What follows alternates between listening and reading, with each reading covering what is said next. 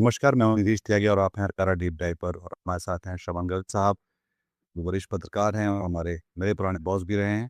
और हम लोग ये बात करेंगे जो राहुल गांधी ने कल शनिवार को एक बयान दिया अपनी अ, अल्पसंख्यकों के सेल से बात करते हुए कि नरेंद्र मोदी 1 साल के भीतर उनकी सरकार गिर जाएगी। जिसको लेकर उन्होंने कहा कि इसके बहुत सारे अंदरूनी कारण भी हैं और जैसे कि महँगाई है, पेपर लीक है, राष्ट्रीय मुद्दे हैं। और उसके बाद हम देख सकते हैं कि उसके बाद बीजेपी की तरफ से उसको काफ़ी तेज़ी से उसको रिस्पॉन्स हुआ है। संबित पात्रा और अ, जो कॉमर्स मिनिस्टर पीयूष गोयल ने उनका उनका खंडन किया, हम तब उनकी बुराई की जैसे ये और उन्होंने कहा कि राहुल गांधी अनार्की क्रिएट करना चाहते हैं मोदी की सरकार को गिराने के लिए। तो ये हाँ, और इसके बीच में बहुत सारी जो चीज़ें लगातार होती जा रही हैं, ज़ाहिर तौर पे मोदी सरकार के पक्ष में बहुत सारी चीज़ें नहीं हैं इस समय। पिछले 10 दिनों में हम देखते हैं कि 4 बार तेल के दाम बढ़ाए गए हैं। नीट का पर्चा पूरा लीक हुआ है। 70 से ज़्यादा एग्ज़ाम परीक्षाओं के पर्चे लीक हुए हैं 10-11 सालों में। फिर ये कॉकरोच पार्टी का अपना शगुफ़ा है या नहीं है, वो अभी अभी पता नहीं है। पर ये इन सारी चीज़ों के बीच में ये क्या हो रहा है, इसको हम कैसे देखें? सवाल इसको आप कैसे देखते हैं? देखिए क्या हुआ है कि अचानक से एक नए तरह का आशावाद और उम्मीदें देश पर काबिज हो गई हैं, सवार हो गई हैं। आपने जिक्र किया 20-22 लाख बच्चों का पर्चा आउट हुआ। कुछ बच्चों ने आत्महत्या की, कुछ की डेथ हुई। सरकार पर कोई असर नहीं हुआ, तो प्रधान साहब पर कोई असर नहीं हुआ। प्रधानमंत्री ट्रॉफी लेके पहुंच गए वहाँ, इटली पहुंच गए।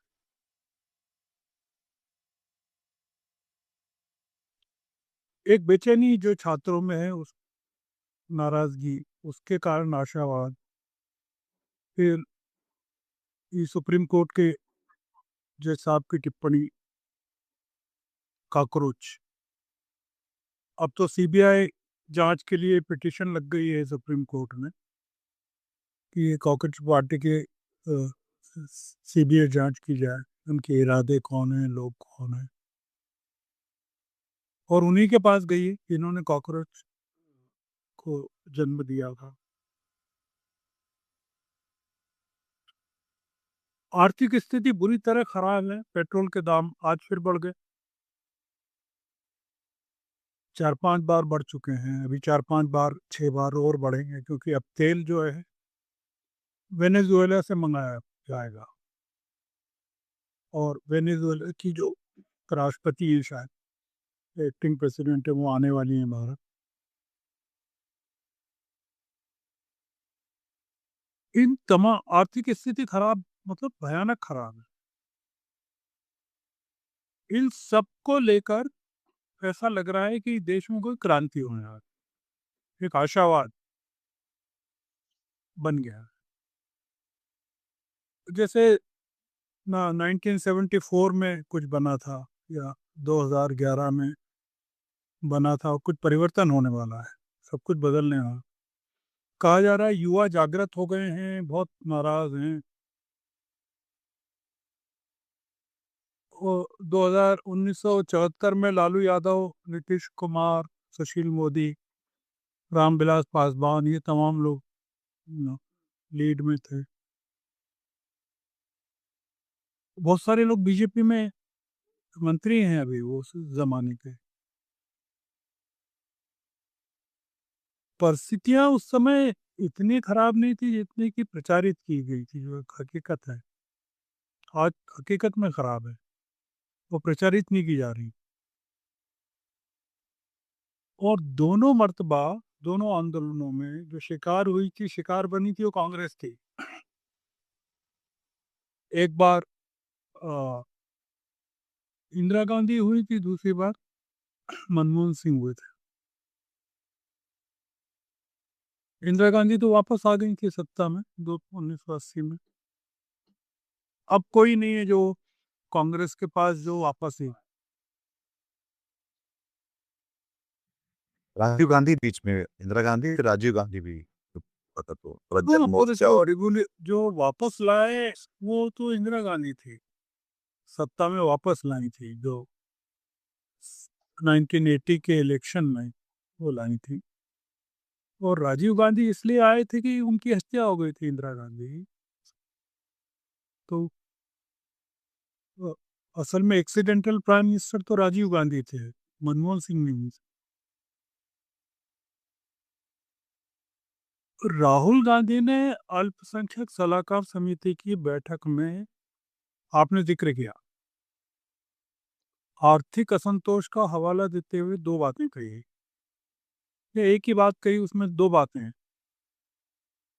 एक तो ये कि मोदी सरकार की 1 साल के भीतर गिर जाएगी।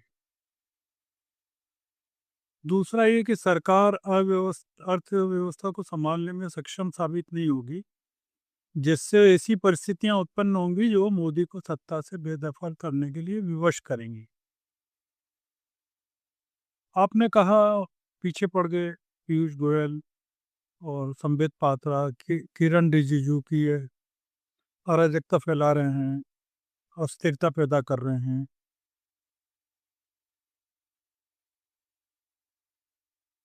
वो जब इन्होंने कहा था अ, कानून नहीं माने सेना, गलत कानून, पुलिस, जेपी ने 70, तो उन पर आरोप लगाए थे देशद्रोह के, अराजकता फैलाने। तो उन्होंने कहा अगर ऐसा है तो हाँ, मैं अराजकता फैला रहा। राहुल गांधी अभी ने नहीं कहा है कि हाँ मैं अराजकता फैला रहा हूँ। हम ये कह रहे हैं कि राहुल गांधी के ऑप्टिमिज्म का स्वागत किया जाना चाहिए।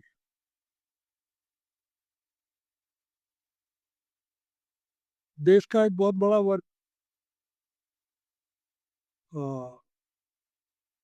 जो नोटबंदी 2016 की, या 15 लाख आ जाएंगे आपके खातों में तब से, या कोविड के ज़माने से जब लाखों लोग मारे गए, वो प्रतीक्षा कर रहा है कि कोई कहे कि जाने वाले हैं, पर जान ही नहीं इतने सालों।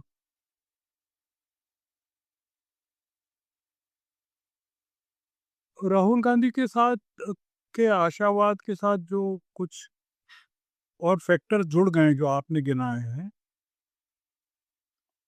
कॉकरोच जनता पार्टी, अ, युवा आक्रोश, और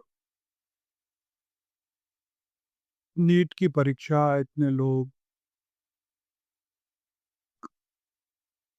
तो एक आप अगर डिबेट्स देखें यूट्यूब चैनलों पर या मेन स्ट्रीम पर तो नहीं है, पर यूट्यूब जो इन्फ्लुएंसर्स हैं वो इसको देश में व्यापक असंतोष के विस्फोट के रूप में देख रहे हैं।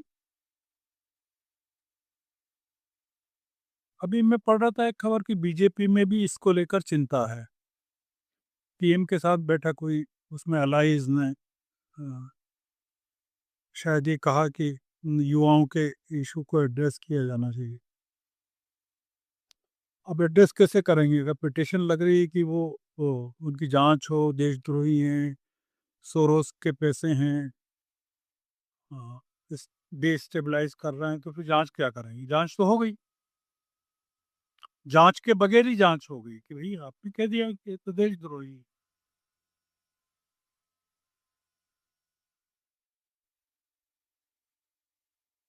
बीजेपी में बेचैनी तो है कि बढ़ना नहीं चाहिए, क्योंकि जो अलाइज हैं उनमें भी बेचैनी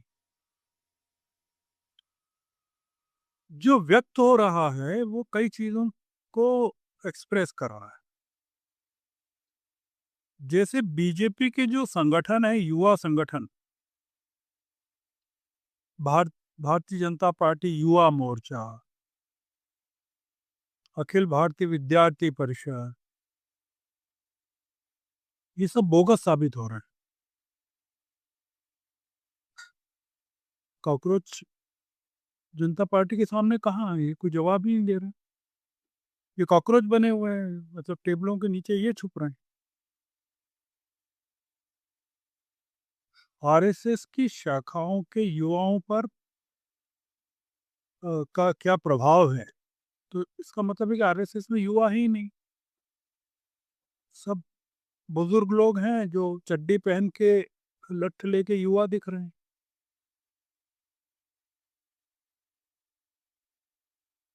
तमाम लेखक, पत्रकार, विद्वान अ, जो मनमोहन सिंह की 12 बजाते रहते थे, वो पलटी खा रहे हैं। हमने पिछली चर्चा में सुरजीत भल्ला साहब की बातचीत की थी, उनके आर्टिकल की। अब उसको रिपीट करने की जरूरत नहीं। अभी संजय बारू साहब का एक लेख प्रकाशित हुआ है। वो मनमोहन सिंह जी के साथ काम करते थे, उनके शायद प्रेस एडवाइजर थे, मीडिया एडवाइजर। मैं तभी मिला था उनसे आखिरी बार और पहली बार। उन्होंने किताब लिखी थी तब मनमोहन सिंह की आलोचना करते हुए, एक्सीडेंटल प्राइम मिनिस्टर। अब वो याद दिला रहे हैं कि जब मोदी जी सत्ता में आए थे 2014 में, तब उन्होंने आश्वासन दिया था कि 10 साल में देश को ट्रांसफॉर्म कर देंगे।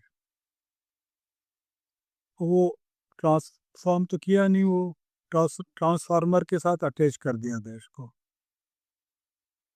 और जब मन चाहते हैं लोड शेडिंग कर देते हैं, और कई लोगों के घरों के यंत्र जल जाते हैं।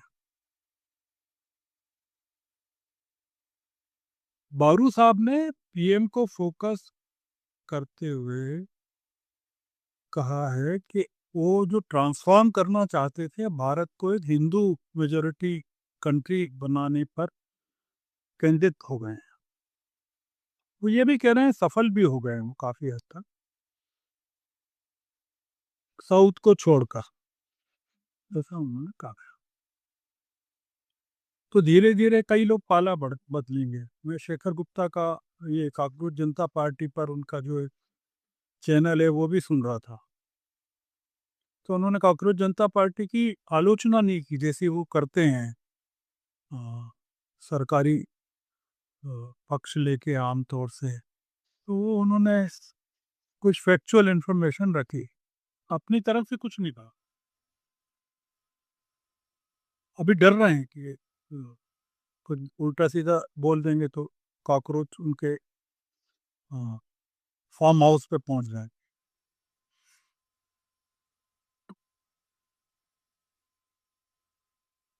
कौशिक बसु ने अभी जो ताज़ा आज का पढ़ रहा था मैं, जो चीफ इकोनॉमिस्ट हैं, वो शायद वर्ल्ड बैंक के, उन्होंने कहा है कि ये सरकार जो है आलोचना स्वीकार नहीं कर सकती, और आलोचना नहीं स्वीकार करती इसलिए ये इकोनॉमी, डेमोक्रेसी और देश की ग्लोबल क्रेडिबिलिटी के लिए खतरा है। विश्व वैश्विक विश्वसनीयता के लिए खतरा है। और government has been replaced by image management, छवि निर्माण, और सभी लोग चापलूसी में लगे हुए हैं। ब्यूरोक्रेट्स भी हैं, तमाम लोग ऊपर से लेके नीचे तक सत्ता की चापलूसी में ले, ये कौशिक बसु कह रहे हैं। अब ये इतनी भूमिका के बाद हम फिर से राहुल गांधी पर आते हैं, और कॉकरोच जनता पार्टी के कारण जो एक आशावाद देश में उत्पन्न हुआ है उस पर आते हैं। और ये आशावाद ठीक है, अच्छा है। अ, उम्मीद तो होना ही चाहिए, हर चीज से निराश कैसे हो सकते हैं। हालांकि मैंने अपनी बातचीत में कई सवाल खड़े किए थे कॉकरोच जनता पार्टी के बारे में, तो वो आमतौर से इसको आलोचना ही माना गया है। नहीं, वो वाजिब सवाल हैं किसी भी, मतलब जो कि अगर हम एक फैक्ट की तरह देखें या तथ्यों को तौलें तो बिल्कुल साफ है। ऐसा मन बहुत करता है, मतलब मेरा भी करता है कई बार इन सब चीज़ों को हम सच मानें, उस उम्मीद में जिएँ, यकीन करें उस पे और कि शायद आपको वो कोई रास्ता निकल जाएगा, क्योंकि शायद हम सब बहुत ज़्यादा इसको उस तकलीफ को देख पा रहे हैं, जिसके कारण जिसमें बहुत सारे देशवासी गुज़र रहे हैं उससे। वो शायद इसलिए भी एक बात आती। पर ज़ाहिर तौर पे उस सब पे सवाल करना चाहिए और जैसा कि अगर राहुल गांधी ऐसा कह रहे हैं कि 1 साल में सरकार गिर जाएगी, तो इस पे सवाल करना चाहिए कि आप कहाँ से ये बात कह रहे हैं? क्यों? कैसे कहाँ ये बात एक एक इलेक्टोरल डेमोक्रेसी है, जो भी है हमारी, लोकतंत्र जिस भी तरह का, उसमें हम किस ये बात किस आधार पे कह रहे हैं? मैं उसी पर आ रहा हूँ। जी। हम पूरे मुद्दे को लेकर कुछ तार्किक सवाल उठाना चाहते हैं। वो इसलिए उठाना चाहते हैं कि साल भर पूरा होने के बाद राहुल गांधी से जब देश सवाल करेगा कि तो जवाब मिल सके कि मोदी क्यों बने हुए हैं अभी भी। मेरा ऐसा मानना नहीं है कि 1 साल में मोदी चले आएँगे। मेरा ऐसा मानना है कि स्थिति और ज़्यादा खराब हो जाएगी।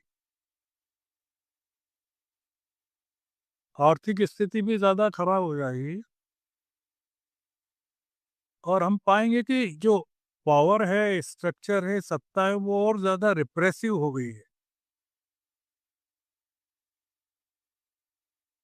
हमारा सवाल दूसरा है,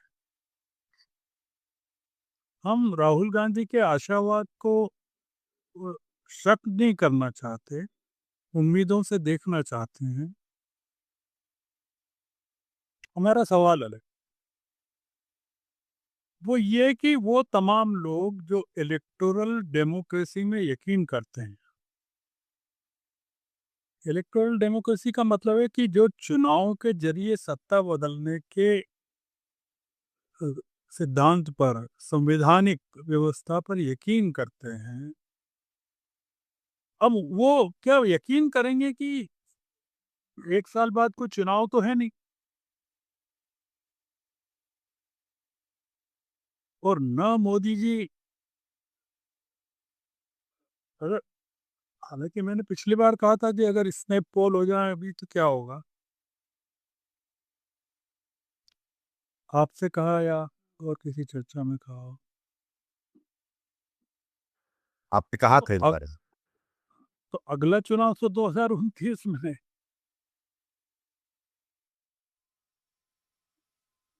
और 3 साल हैं अभी, लगभग 3 साल हैं। मई में आए थे महाराज हमारे, तो ऐसे 3 साल ही। तो 3 साल बाद भी चुनाव होंगे कि नहीं होंगे ये हम कैसे कह सकते हैं? अगर आपातकाल लगा दें जैसा हमने एक चर्चा में कहा है, आर्थिक आपातकाल का नाम दिया। जैसे आपको ध्यान हो तो इंदिरा जी ने आपातकाल लगा के चुनाव बढ़ा दिए थे, बस पीरियड बढ़ा दिया था संसद का।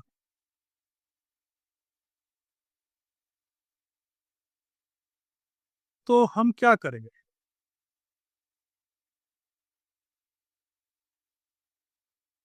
दूसरा सवाल ये है कि जब भी चुनाव हो,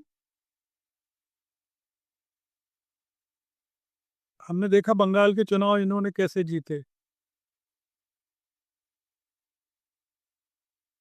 बिहार का कैसे जीते थे। अब बाकी राज्यों में भी एसआईआर करवा रहे हैं।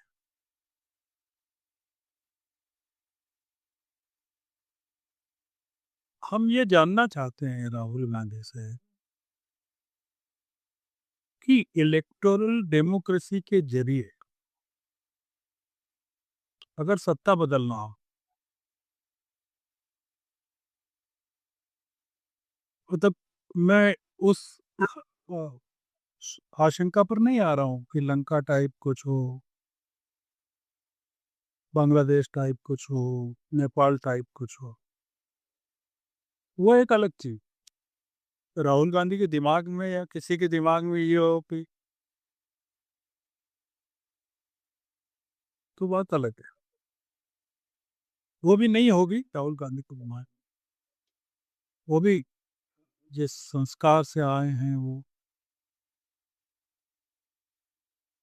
हमारा ये कहना है कि उत्तर प्रदेश में ये अगर हरा दें अगले साल, तो शीर्ष सत्ता गिर जाएगी।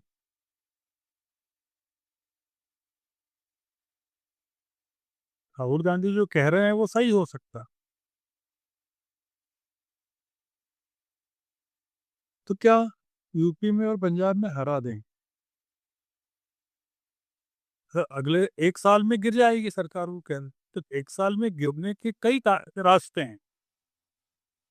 कोई जन आंदोलन हो जाए,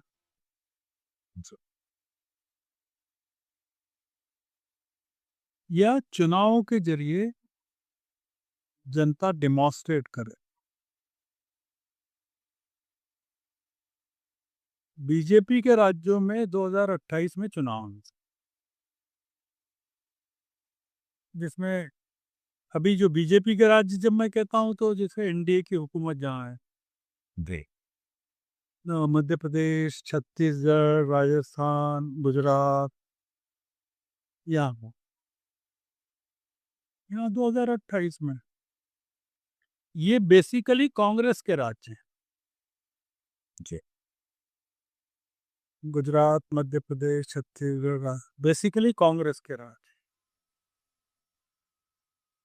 जो जानबूझ करके गवाए गए, जानबूझ करके शो। और उसमें बहुत सारी गलती राहुल गांधी की है। मध्य प्रदेश कैसे गया, जी। हरियाणा। आज चले गए, महाराज चले गए,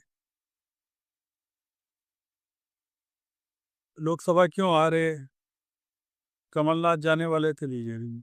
राजस्थान क्यों आ रहे, गहलोत साहब के कारण। वो एक पुरानी कहानी है, उस पर नहीं जाते। यूपी में और पंजाब में अगर ये आ जाए, हरा दे, तो हम मान लेंगे कि गई सरकार। यूपी में आ रहे तो आंध्रा में चंद्रा बाबू भी खींच लेंगे। निधि जी, हकीकत यह है कि पिछले 12 सालों में इस हुकूमत ने इतनी क्रूरता हासिल कर ली है, सारी संवैधानिक संस्थाओं पर इस तरह से कब्जा कर लिया है कि इतने असंतोष के बाद भी इनका अहंकार बना हुआ है, जो इनकी चाल से और इनकी फैशन परस्ती में प्रकट हो रहा है, इनकी वाणी में प्रकट होता है।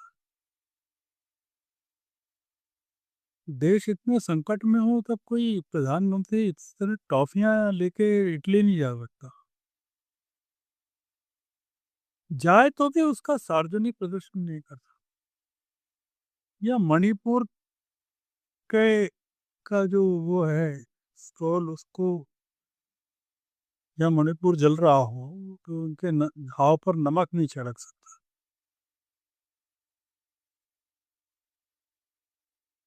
और ये जो प्रदर्शन है हमने नॉर्वे में भी देखा और इटली में भी देखा। अहंकार।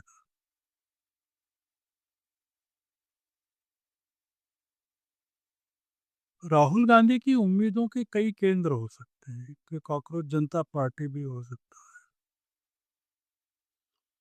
है। 2 करोड़ 28 लाख फॉलोअर्स इंस्टाग्राम पे, और उतने ही लगभग कॉकरोच इज बैक ट्विटर जो हैंडल है उस पर। और ये दोनों हैंडल्स का रिक्लेम हो जाना,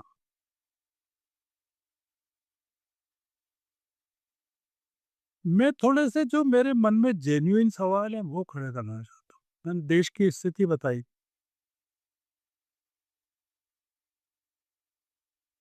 कॉकरोच जनता पार्टी, मैंने पिछली बार भी जिक्र किया था, अमेरिका की जमीन से चलाना मुश्किल है। मैंने उस समय एक बात नहीं कही थी, वो अब कह रहा हूँ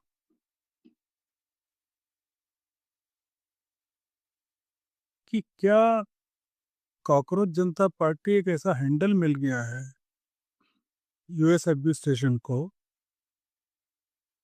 कि उसके जरिए मोदी सरकार को ब्लैकमेल किया है।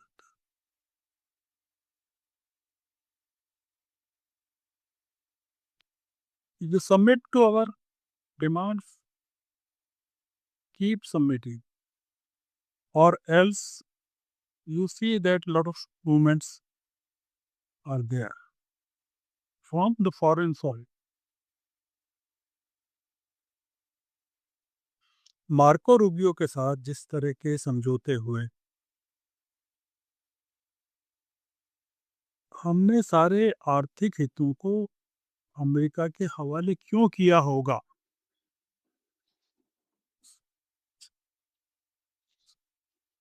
नागरिक सवाल ही नहीं पूछेंगे या बात ही नहीं करेंगे।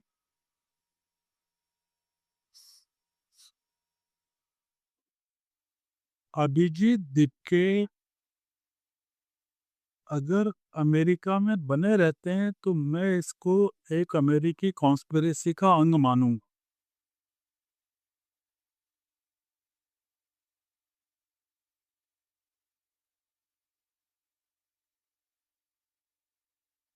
वो जानबूझ करके उनको रखा गया, ये काम करने दिया जा रहा है।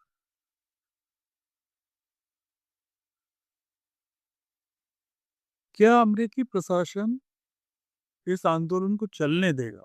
अगर चलने देगा तो भी हमारे मन में शंका है, और नहीं चलने देगा तो भी शंका है।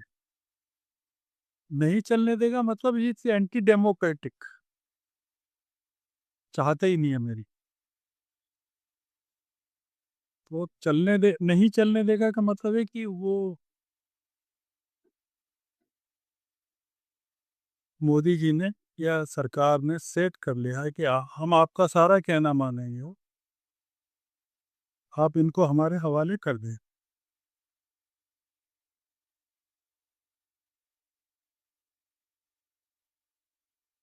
अब इसको ऐसे जोड़ के देखिए कि ट्रम्प जब धमकी देते हैं कि आई कैन डिस्ट्रॉय स्केरी, तो ये एक तरीका तो ये भी है ना। सीआईए क्या करता रहा, जगह जगह क्या किया सीआईए ने, क्या किया? बिल्कुल आंदोलन, फंडिंग, आंदोलन, investigation.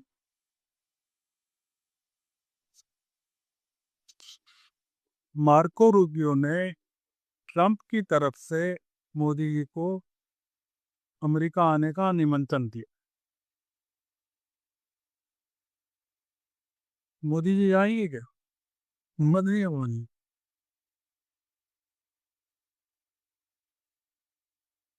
My dear friend Modi, my dear friend Donald,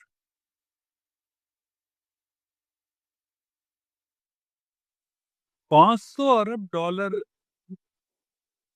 का अगले 5 सालों में, 500 अरब डॉलर के गुड्स भारत खरीदेगा अमेरिका से।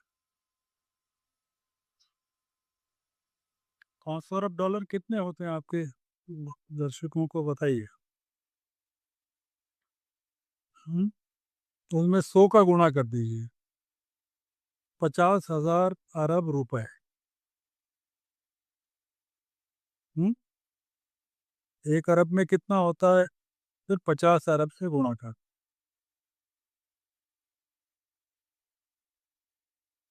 हमारी अर्थव्यवस्था जो आज है, निधि जी,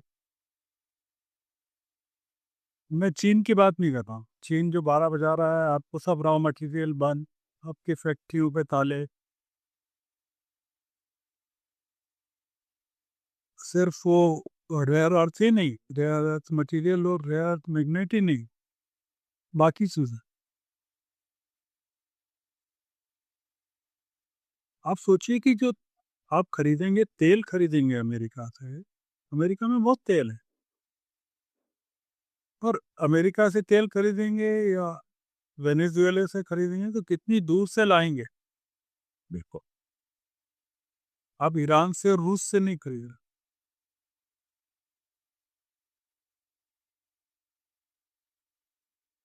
मतलब ट्रम्प जो है, ईरान से पराजय का बदला, ईरान से जो पराजय हुई उसका बदला, पराजय ये है कि वो जो समझौता लगभग हो गया है, ट्रम्प ने जो घोषणा की है, वो पराजय यही मामले में कि ट्रम्प कह रहे हैं कि समझौता हो गया है। अभी स्टेट ऑफ हार्मुज पर कब्जा किसका रहेगा, इसको लेकर ईरान अभी तय नहीं है। और वैसे ही जो यूरेनियम के एनरिचमेंट को लेकर, या यूरेनियम जो है उनके पास उसको हैंड ओवर करने को लेकर अभी है झगड़ा। और रिपब्लिकन पार्टी के जो में जो हॉक्स हैं, जैसे टेड क्रूज हैं जो टेक्सास के गवर्नर, उन्होंने बहुत ही हार्ड लाइन ली है। अपन उस विषय पर नहीं जा रहे हैं, क्योंकि थोड़ा सा डिस्ट्रैक्शन हो जाएगा। तो देश की आर्थिक स्थिति जैसे जैसे और बिगड़ती जाएगी, बिगड़ेगी। अब अब आप अ, हालत खराब है। तो सुरजीत भल्ला और संजय बारू दोनों बोल चुके हैं ये बात कि अभी अब हम जो है गड्ढे में जा, हमारी जो इकोनॉमी की भैंस पानी में जा चुकी है जो है, तो इसमें से रास्ता तो नहीं निकल रहा बाहर निकलने का, कोई कोई रास्ता नहीं। एक दही और एक दूसरा बल्ला हो गया है। ये और आएंगे अभी इसमें, सब आने वाले हैं। बारू नहीं, बाकी इतने हैं ना, वो जो झाड़ पे बैठ के देख रहे थे तमाशा, वो सब आने वाले हैं, क्योंकि सब पीसने वाले हैं। और जब तबाही होगी, तब इन लोगों से पूछा जाएगा कि तुम क्या कह रहे थे। इनके आर्टिकल्स निकाले जाएंगे अखबारों से, ये चैनलों पे इन्होंने जो कहा वो निकाला जाए। तो मैं दूसरी चीज कह रहा था कि देश की स्थिति, आर्थिक स्थिति जैसे जैसे बिगड़ती जाएगी, लोकतंत्र की गर्दन पर मोदी जी का या सत्ता का शिकंजा ज्यादा कसता जाए,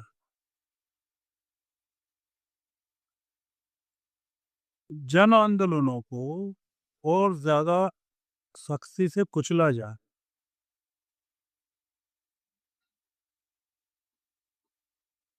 मतलब और बाकी निर्माण कार्य बंद हो जाएंगे, शास्त्री भवन या बाकी भवन को बुलडोज करके नए भवन बनना बंद हो जाएंगे, पर जेलें ज्यादा बनने लगेंगी।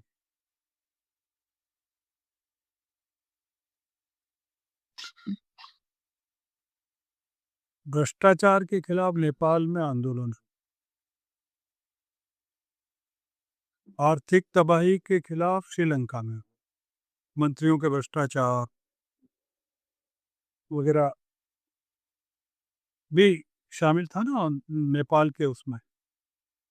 उनके बच्चे अय्याशी जिस तरह से कर रहे हैं श्रीलंका में, आर्थिक तबाही जो हुई, हमने चर्चा की ऑर्गेनिक खेती वगैरह की। जी जी। और बांग्लादेश में जिस तरह से रिप्रेशन हुआ जन छात्रों के आंदोलनों का, शेख हसीना ने भी किया रिप्रेशन, तो वो दिल्ली के इशारे पे ही किया होगा, क्योंकि मतलब हम शरीक थे उसमें, शरीक थे हम शरीक थे जाहिर तौर पे, क्योंकि हम क्यों बचा रहे हैं उनको। गाइडेड गाइडेड मिसाइल थी वो।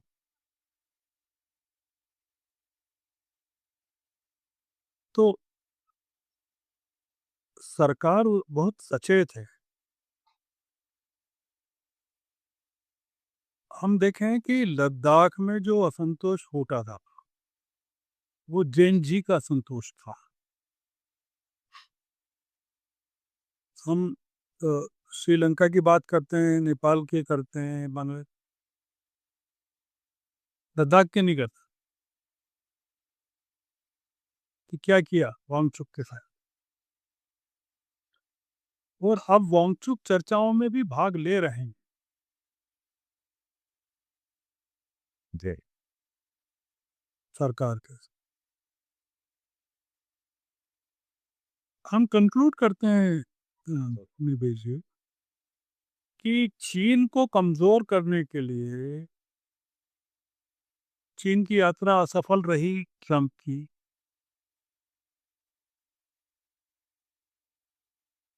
चीन को कमजोर करने के लिए ट्रंप को पाकिस्तान और भारत दोनों की जरूरत है। हमने संघ के जो महापुरुष हैं, जनरल सेक्रेटरी बोस बुलेट, उनके वक्तव्य को इस संदर्भ में नहीं पढ़ा या देखा। जब वो कहते हैं ना पाकिस्तान के साथ बातचीत का दरवाजा बंद नहीं होना चाहिए, हमने इस संदर्भ में नहीं देखा कि वो अमेरिका से ब्रीफ लेकर आए हैं कि नहीं, कि अमेरिका के लिए भारत और पाकिस्तान दोनों का एक होना जरूरी है। हमने इस संदर्भ में नहीं देखा। हमने हिंदू मुस्लिम भाई भाई के संदर्भ में देखा।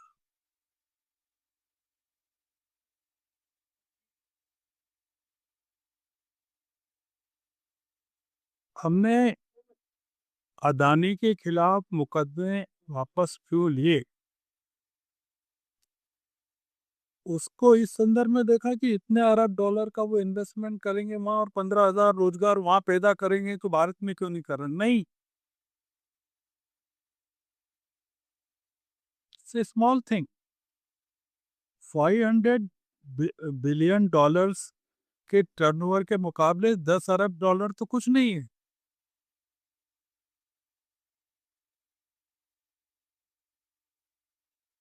America is buying every person, everything, every entity. I would not say Indian democracy.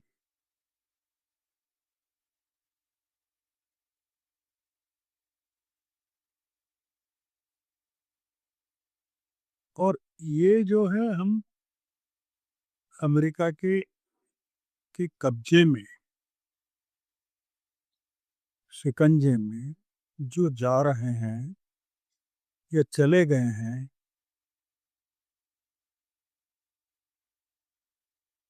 कुछ भी कारण हो, एब्सटेन हो, कुछ भी हो, मैं नहीं कह रहा, इजराइल का प्रेशर हो, कुछ क्या है पता नहीं। राहुल गांधी ही नहीं, देश की तमाम डेमोक्रेटिक फोर्सेस के लिए आने वाले दिन मुश्किल। हकीकत यह है कि अभिजीत दिपके यूएस में हैं और सरकार ने उनके सारे कॉकरोचों को पेट्रोल की लाइन में लगा दिया है कि आप पेट्रोल लो पहले, आंदोलन करने से पहले।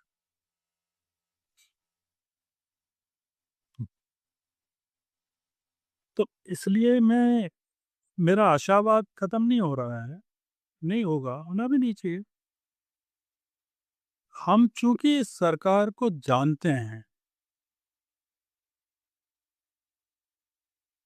इस ऑर्गेनाइजेशन को जानते हैं जो कि पॉलिटिक्स ऑफ असैसिनेशन में बिलीव करती है, गांधी की हत्या और encounters, bulldozer. Bulldozer bulldozer. Encounters जी। पर जिसका यकीन हो, उसके लिए नागरिकों की जानें, नागरिकों के अधिकार मायने नहीं। हमारे यहाँ का पूरा जो डिबेट का डिस्कोर्स है वो रिवेल कर रहे हैं कि षड्यंत्रों की बू आ रही है उन लोगों को, राहुल गांधी में भी और कॉर्पोरेट पार्टी में भी।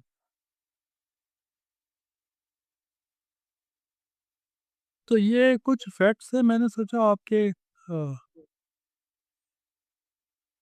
जो दर्शक हैं उनके लिए जाहिर तौर पे जी। हम सबकी सामूहिक चिंता सरोकार का विषय है और विमर्श का भी। और मुझे लगता है ये जो सारे सवाल हैं बहुत ज़रूरी हैं इस समय के भारत को देखते हुए, हमारी राजनीति को देखते हुए और सरकार को देखते हुए। तो अ, इस बात का जवाब शायद एक तरह से राहुल से पूछा जाना चाहिए, पर उसके अलावा बहुत सारे सवाल ऐसे हैं जिनके जवाब दिए बिना नरेंद्र मोदी और उनके उनके लोग बदल से निकल जाते हैं उसके बारे में बात किए बिना। किसी दिन वो सारे सवाल भी कभी सतह पर आएँगे और शायद उनका जवाब अगर वो नहीं दे पाएँगे तो फिर वो अपने जवाब खुद देंगे। तो शायद हमको इस तरह से देखना चाहिए और ज़ाहिर तौर पर मैं समझता हूँ कोई भी जमहूरियत जो लोकतंत्र होता है वो चलता ही उम्मीद, यकीन और गैरत पर है। वो तीनों चीज़ें इस देश में इस समय कम पड़ती जा रही हैं, जिसको लेकर हम सबको थोड़ा-सा परेशान होना चाहिए।